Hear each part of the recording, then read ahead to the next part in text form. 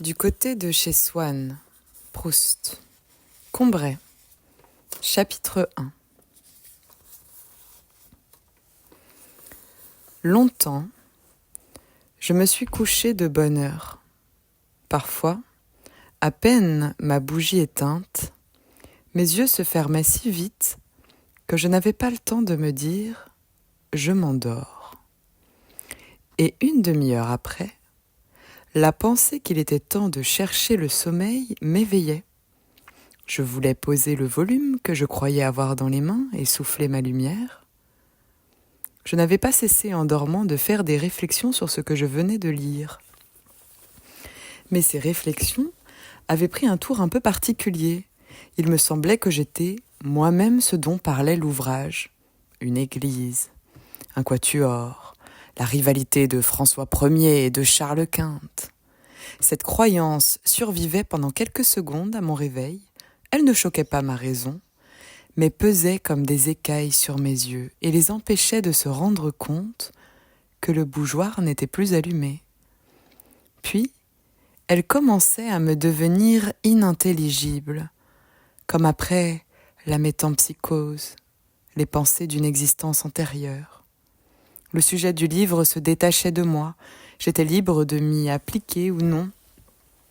Aussitôt, je recouvrais la vue et j'étais bien étonnée de trouver autour de moi une obscurité douce et reposante pour mes yeux, mais peut-être encore plus pour mon esprit, à qui elle apparaissait comme une chose sans cause, incompréhensible, comme une chose vraiment obscure. Je me demandais quelle heure il pouvait être.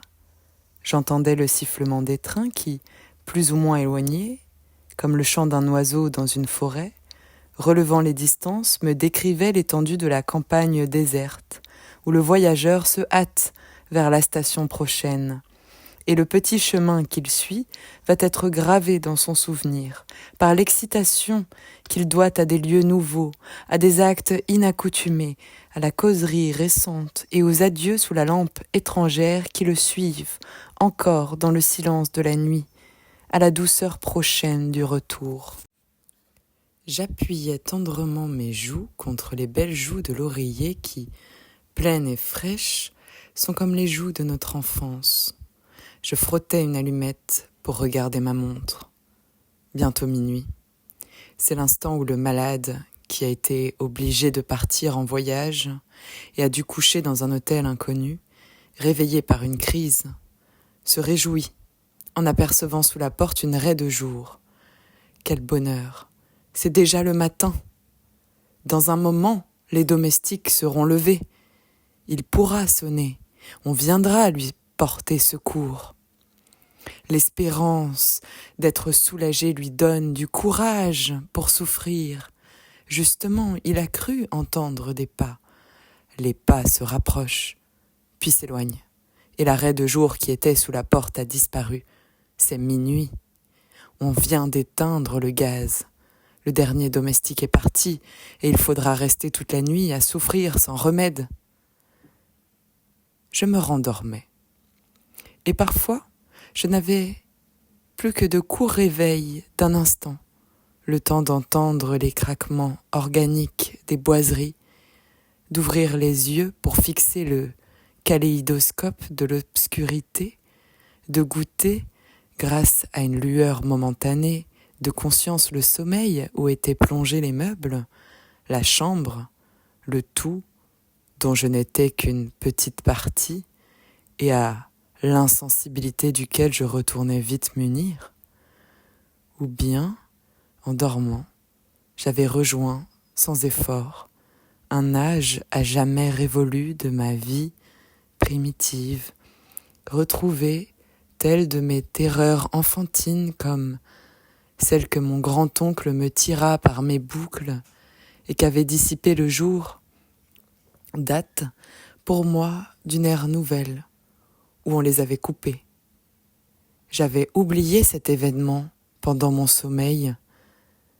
J'en retrouvais le souvenir aussitôt que j'avais réussi à m'éveiller pour échapper aux mains de mon grand-oncle, mais par mesure de précaution, j'entourais complètement ma tête de mon oreiller avant de retourner dans le monde des rêves. Quelquefois, comme Ève naquit d'une côte d'Adam, une femme naissait pendant mon sommeil d'une fausse position de ma cuisse. Formée du plaisir que j'étais sur le point de goûter, je m'imaginais que c'était elle qui me l'offrait. Mon corps, qui sentait le sien, ma propre chaleur voulait s'y rejoindre. Je m'éveillais. Le reste des humains m'apparaissait comme bien lointain auprès de cette femme que j'avais quittée. Il y avait quelques moments à peine. Ma joue était chaude encore de son baiser, mon corps courbaturé par le poids de sa taille. Si, comme il arrivait quelquefois, elle avait les traits d'une femme que j'avais connue dans la vie, j'allais me donner tout entier à ce but, la retrouver, comme ceux qui partent en voyage pour voir de leurs yeux une cité désirée et s'imaginent qu'on peut goûter dans une réalité le charme du songe. Peu à peu, son souvenir s'évanouissait. J'avais oublié la fille de mon rêve. Un homme qui dort tient en cercle autour de lui le fil des heures, l'ordre des années et des mondes. Il les consulte d'instinct en s'éveillant et il lit en une seconde le point de la terre qu'il occupe, le temps qui s'est écoulé jusqu'à son réveil.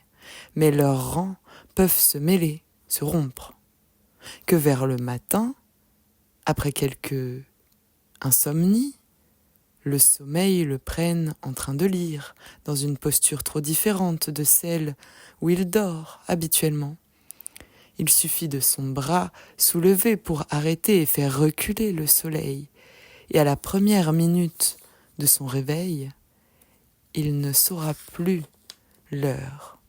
Il estimera qu'il vient à peine de se coucher, que s'il s'assoupit dans une position encore plus déplacée et divergente, par exemple après dîner assis dans un fauteuil, alors le bouleversement sera complet dans les mondes désorbités. Le fauteuil magique le fera voyager à toute vitesse dans le temps et dans l'espace, et au moment d'ouvrir les paupières, il se croira couché quelques mois plus tôt dans une autre contrée. Mais il suffisait que, dans mon lit même, mon sommeil fut profond et détendit entièrement mon esprit. Alors celui-ci lâchait le plan du lieu où je m'étais endormi, et quand je m'éveillais au milieu de la nuit, comme j'ignorais où je me trouvais, je ne savais même pas au premier instant qui j'étais. J'avais seulement, dans sa simplicité première, le sentiment de l'existence comme il peut frémir au fond d'un animal. J'étais plus dénué que l'homme des cavernes. Mais alors le souvenir, non encore du lieu où j'étais, mais de quelques-uns de ceux que j'avais habités et où j'aurais pu être, venait à moi comme un secours d'en haut, pour me tirer du néant où je n'aurais pu sortir tout seul. Je passais en une seconde par-dessus des siècles de civilisation, et l'image, confusément entrevue de lampes à pétrole, puis de chemises à col rabattu, recomposait, peu à peu, les traits originaux de mon moi. Peut-être l'immobilité des choses autour de nous leur est-elle imposée par notre certitude que ce sont elles et non pas d'autres, par l'immobilité de notre pensée en face d'elles. Toujours est-il que, quand je me réveillais ainsi, mon esprit s'agitant pour chercher, sans y réussir, à savoir où j'étais, tout tournait autour de moi dans l'obscurité, les choses, les pays, les années. Mon corps, trop engourdi pour remuer, cherchait, d'après la forme de sa fatigue, à repérer la position de ses membres pour en induire la direction du mur, la place des meubles, pour reconstruire et pour nommer la demeure où il se trouvait. Sa mémoire, la mémoire de ses côtes, de ses genoux, de ses épaules, lui présentait successivement plusieurs des chambres où il avait dormi, tandis qu'autour de lui les murs invisibles, changeant de place selon la forme de la pièce imaginée, tourbillonnaient dans les ténèbres. Et avant même que ma pensée, qui hésitait au seuil des temps et des formes, eût identifié le logis en rapprochant les circonstances, lui, mon corps, se rappelait pour chacun le genre du lit, la place des portes, la prise de jour des fenêtres, l'existence d'un couloir avec la pensée que j'avais en m'y endormant et que je retrouvais au réveil. Mon côté ankylosé, cherchant à deviner son orientation, s'imaginait, par exemple, allongé face au mur dans un grand lit à baldaquin, et aussitôt je me disais « Tiens, j'ai fini par m'endormir, quoique maman ne soit pas venue me dire bonsoir. » J'étais à la campagne chez mon grand-père, mort depuis des années, et mon corps, le côté sur lequel je me reposais, gardien fidèle d'un passé que mon esprit n'aurait jamais dû oublier, me rappelait la flamme de la veilleuse de verre de Bohême, en forme d'urne, suspendue au plafond par des chaînettes, la cheminée en marbre de Sienne, dans ma chambre à coucher de Combray, chez mes grands-parents, en des jours lointains, qu'en ce moment je me figurais actuels, sans me les représenter exactement, et que je reverrai mieux tout à l'heure, quand je serai tout à fait éveillé. Puis renaissait le souvenir d'une nouvelle attitude. Le mur filait dans une autre direction. J'étais dans ma chambre chez Madame de Saint-Loup, à la campagne, mon Dieu. Il est au moins 10 heures. On doit avoir fini le dîner. J'aurais trop plongé la sieste que je fais tous les soirs en rentrant de ma promenade avec Madame de Saint-Loup, avant d'endosser mon habit, car bien des années ont passé depuis Combray, où dans nos retours les plus tardifs, c'étaient les reflets rouges du couchant que je voyais sur le vitrage de ma fenêtre. C'est un autre genre de vie qu'on mène à Tansonville, chez Madame de Saint-Loup.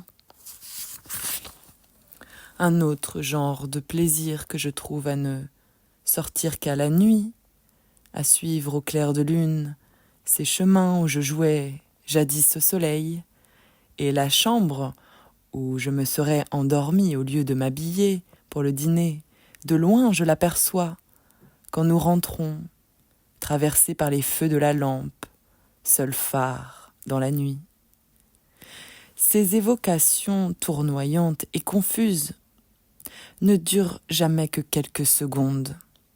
Souvent ma brève incertitude du lieu où je me trouvais ne distinguait pas mieux les unes des autres les diverses suppositions dont elle était faite, que nous n'isolons en voyant un cheval courir, les positions successives que nous montre le kinétoscope. Mais j'avais revu tantôt l'une, tantôt l'autre des chambres que j'avais habitées dans ma vie, et je finissais par me les rappeler toutes dans les longues rêveries qui suivaient mon réveil. Chambre d'hiver, où quand on est couché, on se blottit la tête dans un nid, qu'on se tresse avec les choses les plus disparates, un coin de l'oreiller, le haut des couvertures, un bout de châle, le bord du lit, et un numéro des débats roses qu'on finit par cimenter ensemble selon la technique des oiseaux en s'y appuyant indéfiniment. Ou, par un temps glacial, le plaisir qu'on goûte est de se sentir séparé du dehors, comme l'hirondelle de mer qui a son nid au fond d'un souterrain dans la chaleur de la terre, et où, le feu étant entretenu toute la nuit dans la cheminée, on dort dans un grand manteau d'air chaud et fumeux, traversé des lueurs des tisons qui se rallument, sorte d'impalpables alcôves, de chaudes cavernes creusées au sein de la chambre même, zone ardente et mobile en ses contours thermiques. aérés de souffles qui nous rafraîchissent la figure et viennent des angles, des parties voisines de la fenêtre ou éloignées du foyer et qui se sont refroidis.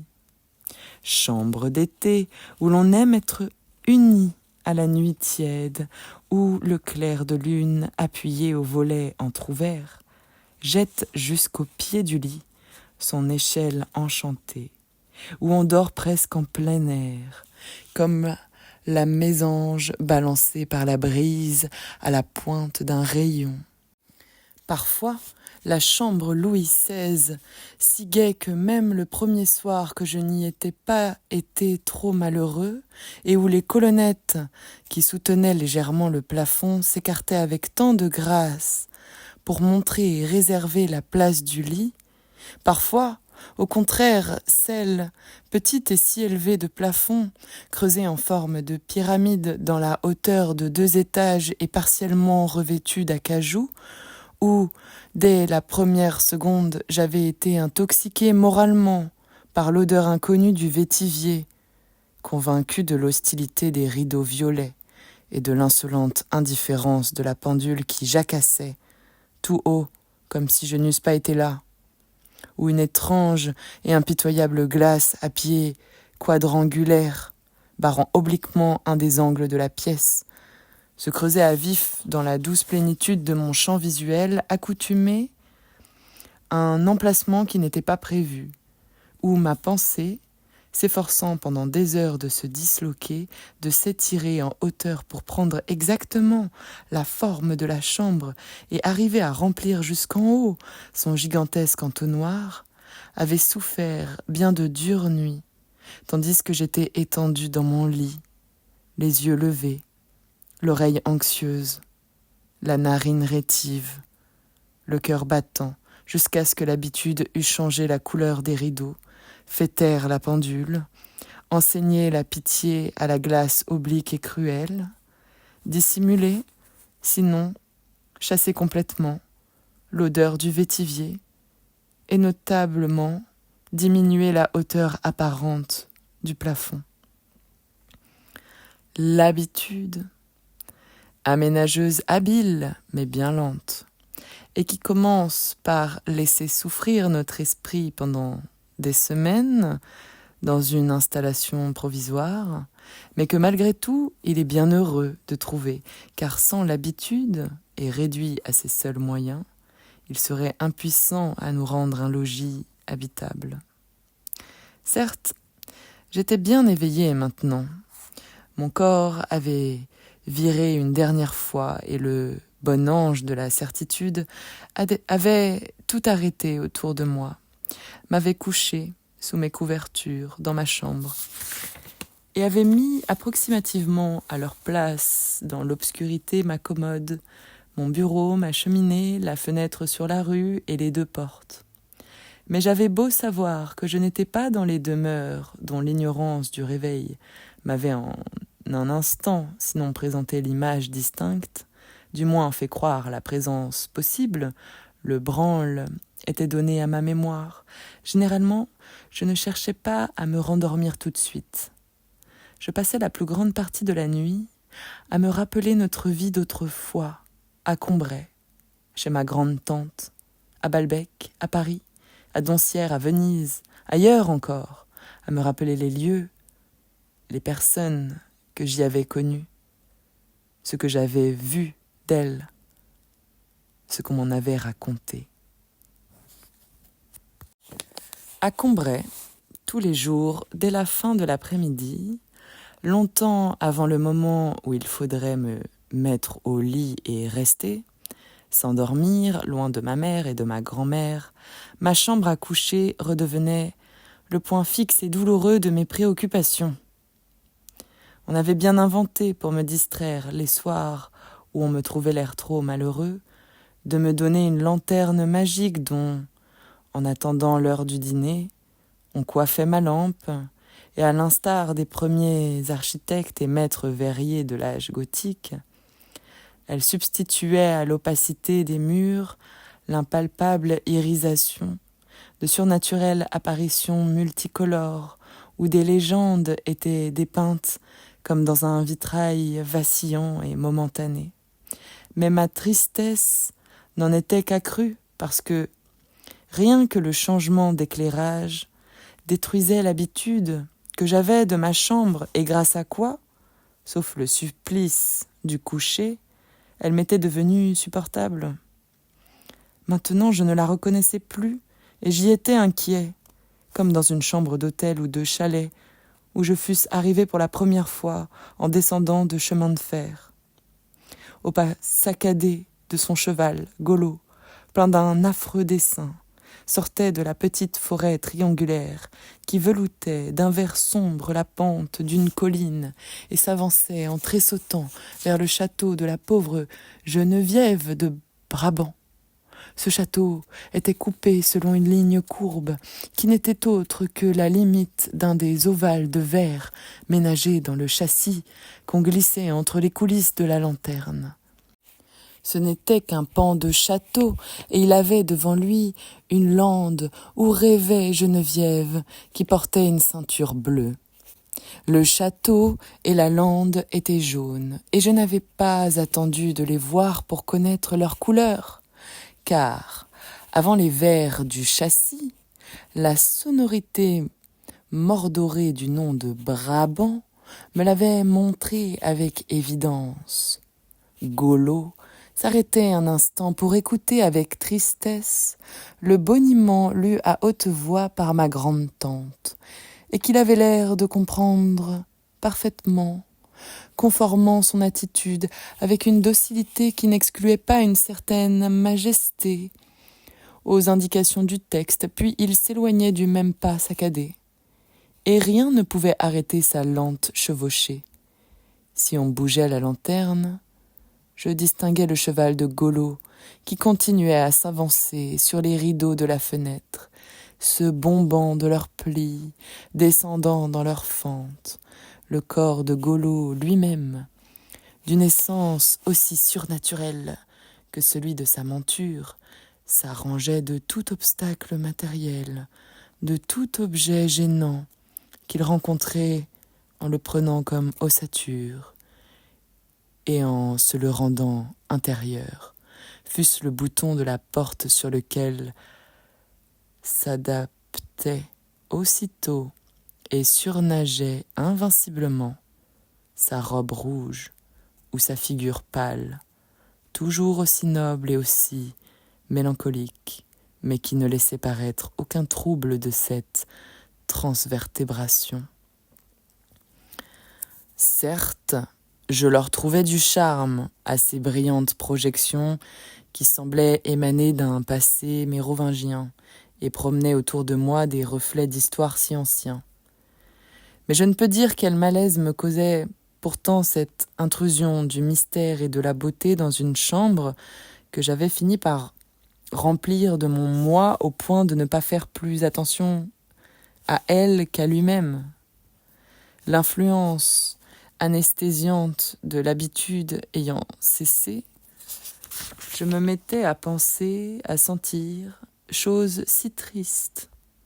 Ce bouton de la porte de ma chambre, qui différait pour moi de tous les autres boutons de porte du monde, en ceci qu'il semblait ouvrir tout seul, sans que j'eusse besoin de le tourner, tant le maniement m'en était devenu inconscient. Le voilà qui servait maintenant de corps astral à Golo. Et dès qu'on sonnait le dîner, j'avais hâte de courir à la salle à manger où la grosse lampe de la suspension, ignorante de Golo et de Barbe Bleue, et qui connaissait mes parents et le bœuf à la casserole, donnait sa lumière de tous les soirs, et de tomber dans les bras de maman, que les malheurs de Geneviève de Brabant me rendaient plus cher, tandis que les crimes de Golo me faisaient examiner ma propre conscience avec plus de scrupules. Après le dîner, hélas, j'étais bientôt obligée de quitter maman qui restait à causer avec les autres, au jardin, s'il faisait beau, dans le petit salon où tout le monde se retirait s'il faisait mauvais. Tout le monde sauf ma grand-mère qui trouvait que c'est une pitié de rester enfermée à la campagne, et qui avait d'incessantes discussions avec mon père, les jours de trop grande pluie, parce qu'il m'envoyait lire dans ma chambre au lieu de rester dehors. « Ce n'est pas comme cela que vous le rendrez robuste et énergique, » disait-elle tristement. « Surtout ce petit qui a tant besoin de prendre des forces et de la volonté. » Mon père haussait les épaules, et il examinait le baromètre, car il aimait la météorologie, pendant que ma mère, évitant de faire du bruit pour ne pas le troubler, le regardait avec un respect attendri, mais pas trop fixement pour ne pas chercher à percer le mystère de ses supériorités. Mais ma grand-mère, elle, par tous les temps, même quand la pluie faisait rage et que Françoise avait précipitamment rentré les précieux fauteuils d'osier de peur qu'ils ne fussent mouillés, on la voyait dans le jardin vide et fouettée par l'averse, relevant ses mèches désordonnées et grises pour que son front s'imbibât mieux de la salubrité du vent et de la pluie. Elle disait « Enfin, on respire !» et parcourait les allées détrempées, trop symétriquement alignées à son gré par le nouveau jardinier dépourvu du sentiment de la nature et auquel mon père avait demandé depuis le matin si le temps s'arrangerait. De son petit pas enthousiaste et saccadé, réglé sur les mouvements divers, qu'excitait dans son âme l'ivresse de l'orage, la puissance de l'hygiène, la stupidité de mon éducation et la symétrie des jardins, plutôt que, sur le désir, inconnu d'elle, d'éviter à sa jupe prune les taches de boue sous lesquelles elle disparaissait jusqu'à une hauteur qui était toujours, pour sa femme de chambre, un désespoir et un problème. Quand ces tours de jardin de ma grand-mère avaient lieu après dîner, une chose avait le pouvoir de la faire rentrer, c'était, à un des moments où la révolution de sa promenade la ramenait périodiquement, comme un insecte, en face des lumières du petit salon où les liqueurs étaient servies sur la table à jeu, si ma grande-tante lui criait « Bathilde, viens donc empêcher ton mari de boire du cognac !» Pour la taquiner, en effet, elle avait apporté dans la famille de mon père un esprit si différent que tout le monde la plaisantait et la tourmentait. Comme les liqueurs étaient défendues à mon grand-père, ma grande-tante lui en faisait boire quelques gouttes. Ma pauvre grand-mère entrait, priait ardemment son mari de ne pas goûter au cognac. Il se fâchait, buvait tout de même sa gorgée, et ma grand-mère repartait triste, découragée, souriante pourtant, car elle était si humble de cœur et si douce que sa tendresse pour les autres et le peu de cas qu'elle faisait de sa propre personne et de ses souffrances se conciliaient dans son regard en un sourire où, contrairement à ce qu'on voit dans le visage de beaucoup d'humains, il n'y avait d'ironie que pour elle-même, et pour nous tous comme un baiser de ses yeux qui ne pouvaient voir ceux qu'elle chérissait.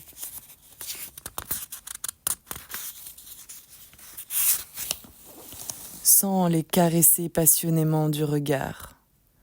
Ce supplice que lui infligeait ma grande-tante, le spectacle des vaines prières de ma grand-mère et de sa faiblesse, vaincue d'avance, essayant inutilement d'ôter à mon grand-père le verre à liqueur, c'était de ces choses à la vue desquelles on s'habitue plus tard, jusqu'à les considérer en riant et à prendre le parti du persécuteur assez résolument et gaiement pour se persuader à soi-même qu'il ne s'agit pas de persécution. Elle me causait alors une telle horreur que j'aurais aimé battre ma grande-tante. Mais dès que j'entendais « Bathilde, viens donc empêcher ton mari de boire du cognac !» déjà homme par la lâcheté, je faisais ce que nous faisons tous, une fois que nous sommes grands, quand il y a devant nous des souffrances et des injustices. Je ne voulais pas les voir. Je montais sangloté tout en haut de la maison, à côté de la salle d'études, sous les toits, dans une petite pièce sentant l'iris, et que parfumait aussi un cassis sauvage poussé au dehors entre les pierres de la muraille et qui passait une branche de fleurs par la fenêtre entr'ouverte. Destinée à un usage plus spécial et plus vulgaire, cette pièce, d'où l'on voyait pendant le jour jusqu'au donjon de Roussainville-le-Pin, servit longtemps de refuge pour moi, sans doute parce qu'elle était la seule qu'il me fut permis de fermer à clé, à toutes celles de mes occupations qui réclamaient une inviolable solitude, la lecture, la rêverie, les larmes et la volupté. Hélas, je ne savais pas que, bien plus tristement que les petits écarts de régime de son mari, mon manque de volonté, ma santé délicate, l'incertitude qu'il projetait sur mon avenir, préoccupaient ma grand-mère au cours de ses déambulations incessantes de l'après-midi et du soir, où on voyait passer et repasser, obliquement levé vers le ciel, son beau visage aux joues brunes et sillonnées, devenu au retour de l'âge presque mauve, comme les labours à l'automne, barrés, si elle sortait par une voilette à demi relevée, et sur lesquelles, amenée là par le froid ou quelques tristes pensées, était toujours en train de sécher un pleur involontaire. Ma seule consolation, quand je montais me coucher, était que maman viendrait m'embrasser quand je serais dans mon lit. Mais ce bonsoir durait si peu de temps, elle redescendait si vite, que le moment où je l'entendais monter, puis où passait dans le couloir à double porte le bruit léger de sa robe de jardin en mousseline bleue, à laquelle pendaient de petits cordons de paille tressés, était pour moi un moment douloureux. Il annonçait celui qui allait le suivre, où elle m'aurait quitté, où elle serait redescendue, de sorte que ce bonsoir que j'aimais tant, j'en arrivais à souhaiter qu'il vînt le plus tard possible, à ce que se prolongeât le temps de répit où maman n'était pas encore venue. Quelquefois, quand, après m'avoir embrassée, elle ouvrait ma porte pour partir, je voulais la rappeler, lui dire « Embrasse-moi une fois encore ». Mais je savais qu'aussitôt, elle aurait son visage fâché, car la concession qu'elle faisait à ma tristesse et à mon agitation en montant m'embrasser, en m'apportant ce baiser de paix, agaçait mon père qui trouvait ces rites absurdes. Et elle eût voulu tâcher de m'en faire perdre le besoin, l'habitude, bien loin de me laisser prendre celle de lui demander, quand elle était déjà sur le pas de la porte, un baiser de plus. Or, la voir fâchée détruisait tout le calme qu'elle m'avait apporté un instant avant, quand elle avait penché vers mon lit sa figure aimante, et me l'avait tendue comme une hostie pour une communion de paix où mes lèvres puiseraient sa présence réelle et le pouvoir de m'endormir. Mais ces soirs-là, où maman, en somme, restait si peu de temps dans ma chambre, étaient doux encore en comparaison de ceux où il y avait du monde à dîner et où, à cause de cela, elle ne montait pas me dire bonsoir. Le monde se bornait habituellement à Monsieur Swann, qui, en dehors de quelques étrangers de passage, était à peu près la seule personne qui vint chez nous à Combray. Quelquefois pour dîner en voisin, plus rarement depuis qu'il avait fait ce mauvais mariage parce que mes parents ne voulaient pas recevoir sa femme. Quelquefois après le dîner, à l'improviste. Les soirs où, assis devant la maison sous le grand marronnier, autour de la table de fer, nous entendions, au bout du jardin, non pas le grelot profus et criard qui arrosait, qui étourdissait au passage de son bruit ferrugineux, intarissable et glacé toute personne de la maison qui le déclenchait en entrant sans sonner, mais le double tintement timide, ovale et doré, de la clochette pour les étrangers. Tout le monde aussitôt se demandait « Une visite ? Qui cela peut-il être ?» Mais on savait bien que cela ne pouvait être que Monsieur Swann. Ma grande tante, parlant à voix haute pour prêcher d'exemple, sur un ton qu'elle s'efforçait de rendre naturel, disait de ne pas chuchoter ainsi, que rien n'est plus désobligeant pour une personne qui arrive et à qui cela fait croire qu'on est en train de dire des choses qu'elle ne doit pas entendre. Et on envoyait en éclaireur ma grand-mère, toujours heureuse d'avoir un prétexte pour faire un tour de jardin de plus, et qui en profitait pour arracher, subrepticement, au passage quelques tuteurs de rosiers, afin de rendre aux roses un peu de naturel, comme une mère qui, pour les faire bouffer, passe la main dans les cheveux de son fils que le coiffeur a trop aplatis. nous restions tous suspendus aux nouvelles que ma grand-mère allait nous apporter de l'ennemi, comme si on eût pu hésiter entre un grand nombre possible d'assaillants. Et bientôt, après, mon grand-père disait « Je reconnais bien la voix de Swann !» On ne le reconnaissait en effet qu'à la voix. On distinguait mal son visage au nez busqué, aux yeux verts, sous un haut front entouré de cheveux blonds presque roux, coiffé à la Bressan, parce que nous gardions le moins de lumière possible au jardin pour ne pas attirer les moustiques. Et j'allais, sans en avoir l'air, dire qu'on apporta les sirops. Ma grand-mère attachait beaucoup d'importance, trouvait cela plus aimable, à ce qu'ils n'eussent pas l'air de figurer d'une façon exceptionnelle, et pour les visites seulement.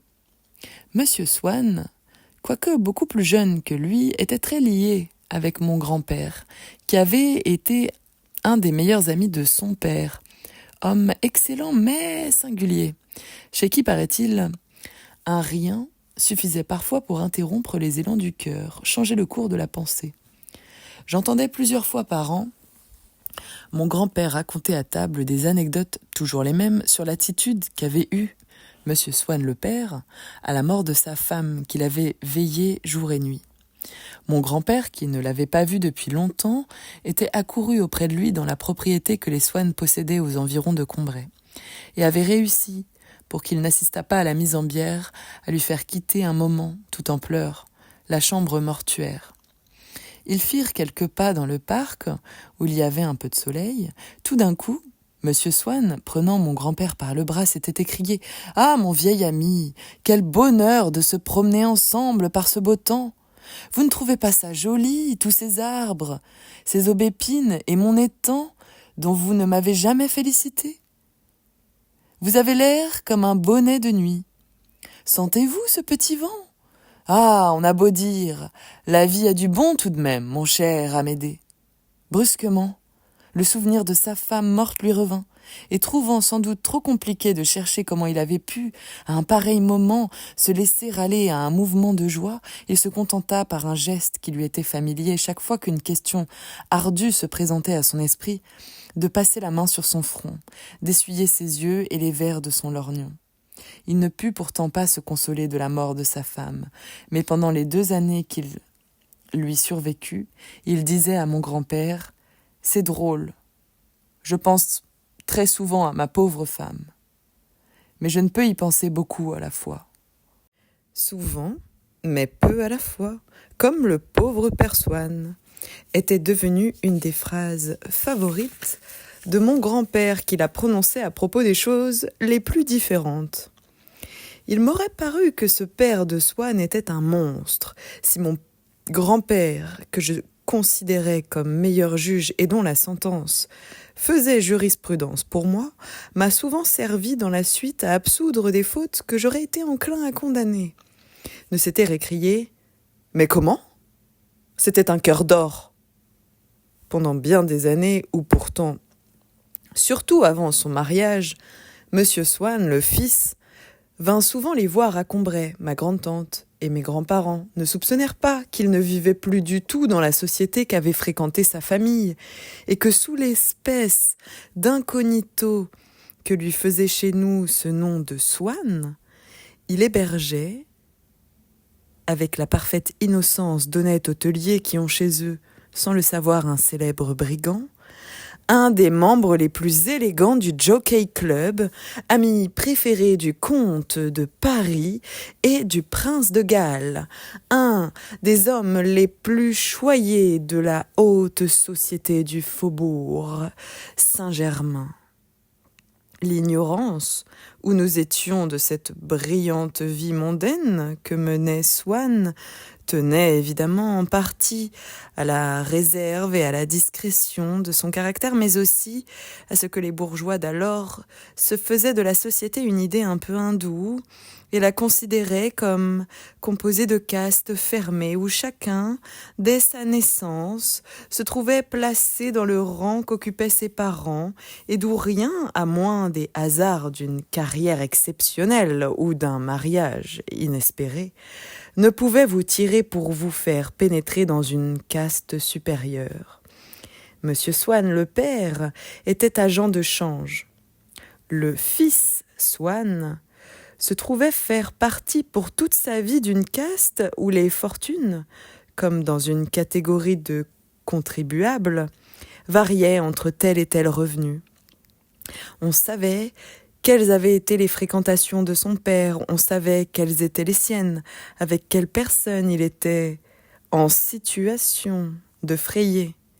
S'il en connaissait d'autres, c'était relations de jeunes hommes sur lesquels des amis anciens de sa famille, comme étaient mes parents, fermaient d'autant plus bienveillamment les yeux qu'il continuait, depuis qu'il était orphelin, à venir très fidèlement nous voir.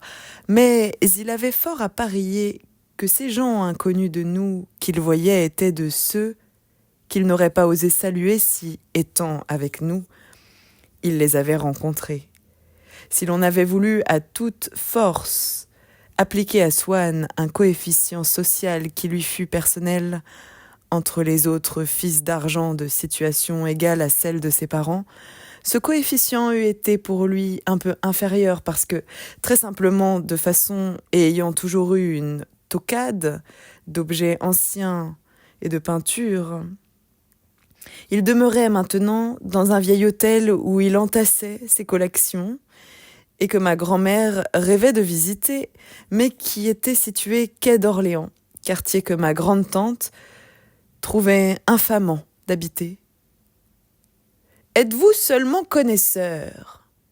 Je vous demande cela dans votre intérêt parce que vous devez vous faire repasser des croûtes par les marchands, lui disait ma grande-tante. Elle ne lui supposait en effet aucune compétence et n'avait pas haute idée, même au point de vue intellectuel, d'un homme qui, dans la conversation, évitait les sujets sérieux et montrait une précision fort prosaïque, non seulement quand il nous donnait, en entrant dans les moindres détails, des recettes de cuisine, mais même quand les sœurs de ma grand-mère parlaient de sujets artistiques. Provoqué par elle à donner son avis, à exprimer son admiration pour un tableau, il gardait un silence presque désobligeant et se rattrapait en revanche s'il pouvait fournir sur le musée où il se trouvait, sur la date où il avait été peint, un renseignement matériel. Mais d'habitude, il se contentait de chercher à nous amuser en racontant chaque fois une histoire nouvelle qui venait de lui arriver avec des gens choisis parmi eux, ceux que nous connaissions, avec le pharmacien de Combray, avec notre cuisinière, avec notre cocher. Certes, ces récits faisaient rire ma grande-tante, mais sans qu'elle distinguât bien si c'était à cause du rôle ridicule que s'y donnait toujours Swann, ou de l'esprit qu'il mettait à les conter. « On peut dire que vous êtes un vrai type, monsieur Swann !» Comme elle était la seule personne un peu vulgaire de notre famille, elle avait soin de faire remarquer aux étrangers, quand on parlait de Swann, qu'il aurait pu, s'il avait voulu, habiter boulevard Haussmann ou avenue de l'Opéra, qu'il était le fils de monsieur Swann, qui avait dû lui laisser 4 ou 5 millions, mais que c'était sa fantaisie qu'elle jugeait au reste devoir être si divertissante pour les autres qu'à Paris, quand monsieur Swann venait le 1er janvier lui apporter son sac de marrons glacés, elle ne manquait pas, s'il y avait du monde, de lui dire « Eh bien, monsieur Swann, vous habitez toujours près de l'entrepôt des vins pour être sûr de ne pas manquer le train quand vous prenez le chemin de Lyon ?» Et elle regardait du coin de l'œil, par-dessus son lorgon, les autres visiteurs. Mais si l'on avait dit à ma grande-tante que ce Swann, qui, en étant que fils Swann, était parfaitement qualifié pour être reçu par toute la belle bourgeoisie, par les notaires ou les avoués les plus estimés de Paris, privilège qu'il semblait laisser tomber un peu en quenouille, avait, comme en cachette, une vie toute différente, qu'en sortant de chez nous, à Paris, après nous avoir dit qu'il rentrait se coucher, il rebroussait chemin, à peine la rue tournée, et se rendait dans tel salon que jamais l'œil d'aucun agent ou associé d'agent ne contempla. Cela eût paru aussi extraordinaire à ma tante qu'aurait pu l'être pour une dame plus lettrée la pensée d'être personnellement liée avec Aristée, dont elle aurait compris qu'il allait, après avoir causé avec elle, plonger au sein des royaumes de Thétis, dans un empire soustrait aux yeux des mortels, et où Virgile nous le montre reçu à bras ouverts, ou, pour s'en tenir à une image qui avait plus de chances de lui venir à l'esprit, car elle l'avait vue peinte sur nos assiettes à petits fours de Combray, d'avoir eu à dîner Ali Baba, lequel, quand il se saura seul, pénétrera dans la caverne éblouissante de trésors insoupçonnés. Un jour qu'il était venu nous voir à Paris, après dîner, en s'excusant d'être en habit, Françoise, ayant, après son départ, dit tenir du cocher qu'il avait dîné chez une princesse. Oui, chez une princesse du demi-monde, avait répondu ma tante en haussant les épaules sans lever les yeux de sur son tricot, avec une ironie sereine. Aussi, ma grande-tante en usait-elle cavalièrement avec lui. Comme elle croyait qu'il devait être flatté par nos invitations, elle trouvait tout naturel qu'il ne vînt pas nous voir l'été sans avoir à la main un panier de pêche ou de framboises de son jardin, et que de chacun de ses voyages d'Italie, il m'eût rapporté des photographies de chefs-d'œuvre. On ne se gênait guère pour l'envoyer quérir dès qu'on avait besoin d'une recette de sauce gribiche ou de salade à l'ananas pour des grands dîners où on ne l'invitait pas, ne lui trouvant pas un prestige suffisant pour qu'on pût le servir à des étrangers qui venaient pour la première fois. Si la conversation tombait sur les princes de la maison de France, des gens que nous ne connaîtrons jamais, si vous ni moi, et nous nous en passons, n'est-ce pas ? Disait ma grande-tante à Swann, qui avait peut-être dans sa poche une lettre de Twickenham. Elle lui faisait pousser le piano et tourner les pages les soirs où la sœur de ma grand-mère chantait, ayant pour manier cet être ailleurs si recherché, la naïve brusquerie d'un enfant qui joue avec un bibelot de collection sans plus de précaution qu'avec un objet bon marché. Sans doute le Swann, que connurent à la même époque tant de clubmen, était bien différent de celui créait ma grande-tante quand le soir, dans le petit jardin de Combray, après qu'avaient retenti les 2 coups hésitants de la clochette, elle injectait et vivifiait de tout ce qu'elle savait sur la famille Swann l'obscur et incertain personnage qui se détachait, suivi de ma grand-mère, sur un fond de ténèbres et qu'on reconnaissait à la voix. Mais même au point de vue des plus insignifiantes choses de la vie, nous ne sommes pas un tout matériellement constitué, identique pour tout le monde, et dont chacun n'a qu'à aller prendre connaissance comme d'un cahier des charges ou d'un testament. Notre personnalité sociale est une création de la pensée des autres. Même l'acte si simple que nous appelons voir une personne que nous connaissons est en partie un acte intellectuel. Nous remplissons l'apparence physique de l'être que nous voyons de toutes les notions que nous avons sur lui. Et dans l'aspect total que nous nous représentons, ces notions ont certainement la plus grande part. Elles finissent par gonfler si parfaitement les joues, par suivre en une adhérence si exacte la ligne du nez, elles se mêlent si bien de nuancer la sonorité de la voix comme si celle-ci n'était qu'une transparente enveloppe, que chaque fois que nous voyons ce visage et que nous entendons cette voix, ce sont ces notions que nous retrouvons, que nous écoutons. Sans doute, dans le Swann qu'il s'était constitué, mes parents avaient omis par ignorance de faire entrer une foule de particularités de sa vie mondaine qui étaient cause que d'autres personnes, quand elles étaient en sa présence, voyaient les élégances régner dans son visage et s'arrêter à son nez busqué comme à leur frontière naturelle. Mais aussi, ils avaient pu entasser dans ce visage désaffecté de son prestige, vacant et spacieux, au fond de ses yeux dépréciés, le vague et doux résidu, mi-mémoire, mi-oubli, des heures oisives passées ensemble, après nos dîners hebdomadaires autour de la table de jeu ou au jardin, durant notre vie de bon voisinage campagnard. L'enveloppe corporelle de notre ami en avait été si bien bourrée, ainsi que de quelques souvenirs relatifs à ses parents, que ce Swann-là était devenu un être complet et vivant, et que j'ai l'impression de quitter une personne pour aller vers une autre qui en est distincte, quand, dans ma mémoire, du Swann que j'ai connu plus tard avec exactitude, je passe à ce premier Swann dans lequel je retrouve les erreurs charmantes de ma jeunesse et qui d'ailleurs ressemble moins à l'autre qu'aux personnes que j'ai connues à la même époque.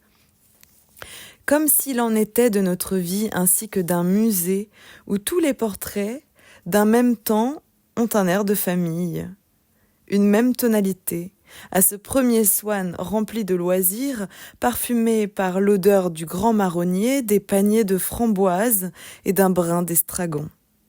Pourtant, un jour que ma grand-mère était allée demander un service à une dame qu'elle avait connue au Sacré-Cœur, et avec laquelle, à cause de notre conception des castes, elle n'avait pas voulu rester en relation, malgré une sympathie réciproque, la marquise de Villeparisis, de la célèbre famille de Bouillon. Celle-ci lui avait dit « Je crois que vous connaissez beaucoup Monsieur Swann, qui est un grand ami de mes neveux des Laumes. » Ma grand-mère était revenue de sa visite enthousiasmée par la maison qui donnait sur des jardins et où Madame de Villeparisis lui conseillait de louer, et aussi par un giletier et sa fille qui avaient leur boutique dans la cour et chez qui elle était entrée demander qu'on fît un point à sa jupe qu'elle avait déchirée dans l'escalier. Ma grand-mère avait trouvé ces gens parfaits. Elle déclarait que la petite était une perle et que le giletier était l'homme le plus distingué, le mieux qu'elle eût jamais connu. Car pour elle, la distinction était quelque chose d'absolument indépendant du rang social. Elle s'extasiait sur une réponse que le giletier lui avait faite, disant à maman « Sévigné n'aurait pas mieux dit ». Et en revanche, d'un neveu de Madame de Villeparisis, qu'elle avait rencontré chez elle. « Ah, ma fille, comme il est commun !» Or, le propos relatif à Swann avait eu pour effet non pas de relever celui-ci dans l'esprit de ma grande-tante, mais d'y abaisser Madame de Villeparisis. Il semblait que la considération que, sur la foi de ma grand-mère, nous accordions à Madame de Villeparisis lui créa un devoir de ne rien faire qui l'en rendît moins digne et auquel elle avait manqué en apprenant l'existence de Swann, en promettant à des parents à elle de le fréquenter. Comment ? Elle connaît Swann ? Pour une personne que tu prétendais parente du maréchal de MacMahon ? Cette opinion de mes parents sur les relations de Swann leur parut ensuite confirmée par son mariage avec une femme de la pire société, presque une cocotte, que d'ailleurs il ne chercha jamais à présenter, continuant à venir seul chez nous, quoique de moins en moins, mais d'après laquelle ils crurent pouvoir juger, supposant que c'était là qu'il l'avait prise, le milieu inconnu d'eux, qu'il fréquentait habituellement.